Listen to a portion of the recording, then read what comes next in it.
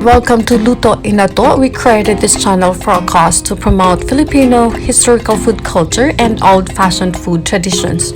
We are advocates of Cebu food revolution in promoting food as medicine, slow food movement for protecting heritage food, and communities of alternative food ecosystems initiatives or Cafe I for health and sustainability. We are home chefs and we cook to make a difference.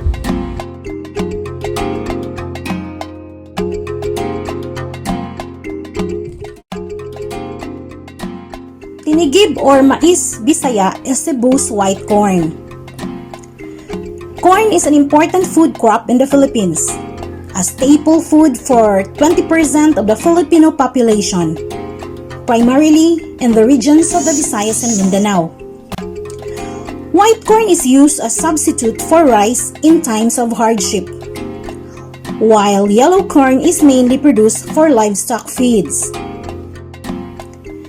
In Cebu, aside from being a staple food, the native Visayan white corn is also used as an ingredient in cooking, mostly for desserts and specialty foods. It can also be roasted to provide a corn drink resembling coffee, in flavor called kaping mais. The Visayan white corn is a healthier staple than rice because of its low glycemic index. It is slower to digest, resulting in a gradual release of glucose into the bloodstreams, thus lessening the risk of diabetes. It is believed that an increase in white corn consumption could help reduce the Philippines' dependence on rice imports. Filipino farmers have traditionally planted open-pollinated varieties or OPV of the white corn that allowed them to save seeds from their harvest for the next planting season.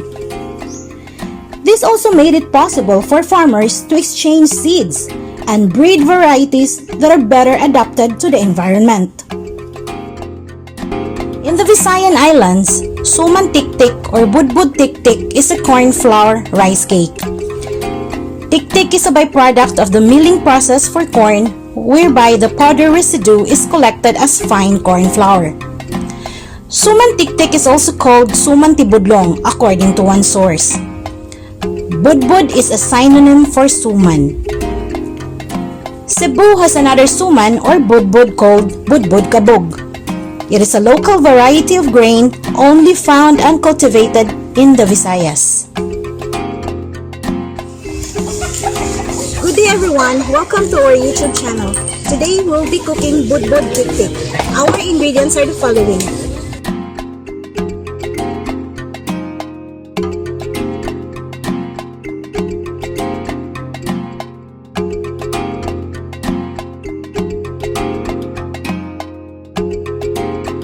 Ginaling nga mais. We have the brown sugar, the lube, mature na lube, which is ato ang gikagod, and gi-extract na to ang iyang coconut milk. Gi-mix na to with brown sugar, and mauna ni siya ang atong mixture. Then of course, the lube, which is dili kayo siya guwang, di sad kayo siya linghod. So i-mix na to siya together, everything, then nato siyang puston into a budbud. Extract ta og coconut milk.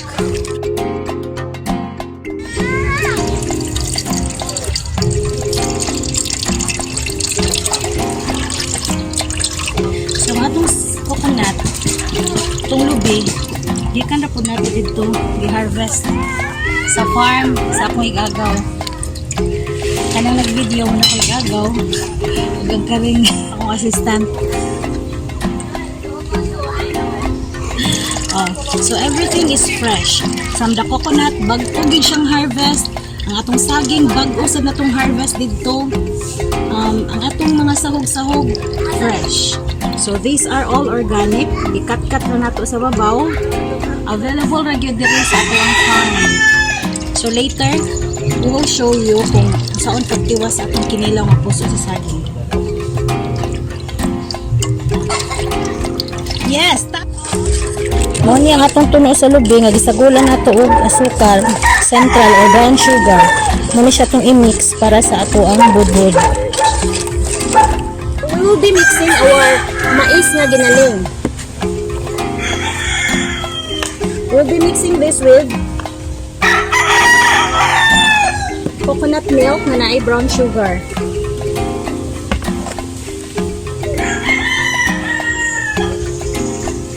So this Budbud Tiktik is an heritage Filipino food, especially in the Visayan area.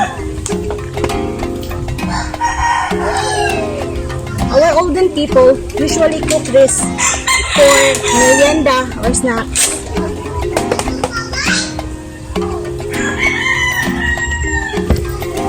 So the consistency will be thick and it must be really dry.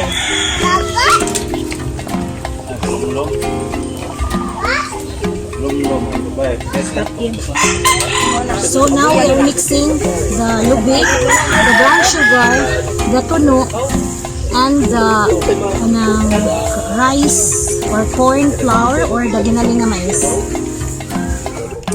Now we are mixing the ginaling nga mais, the sugar, the kanang tuno, and the lubi. Mix na to siya, then eventually ito siyang i-wrap sa fresh nga dahon sa saging and form it into a budbud.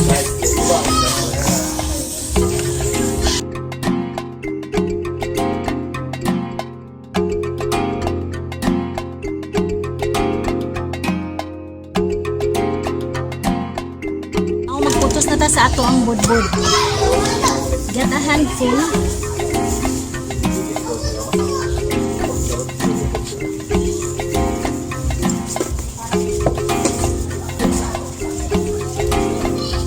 Like this. Parira gyapon ni siya nga pagi sa pagluto or dinari nga budbud. When you use the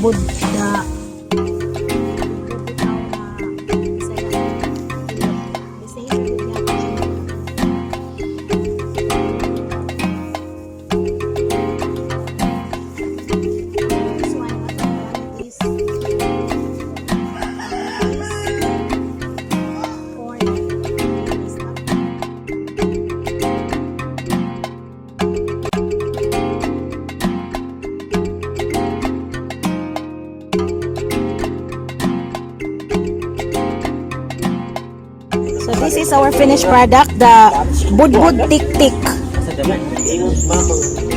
We'll try to see kung unsay dagway niya sa inside. So this is it, the Budbud Tiktik.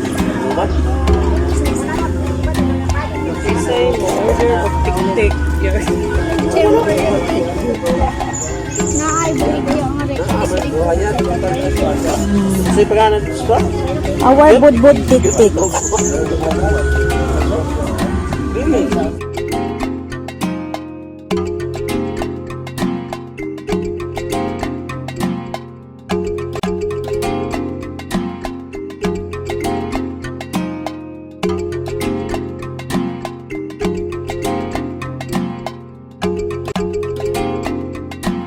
Lubi, which is atong gikagod, and gi-extract na to ang iyahang milk. Gi-mix na to with brown rice. Brown rice pa.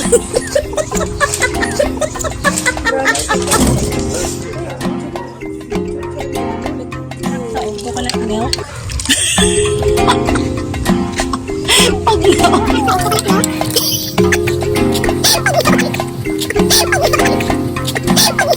So now we are mixing the lubi, the brown sugar, the tuno, and the rice or corn flour or the ginaling nga mais.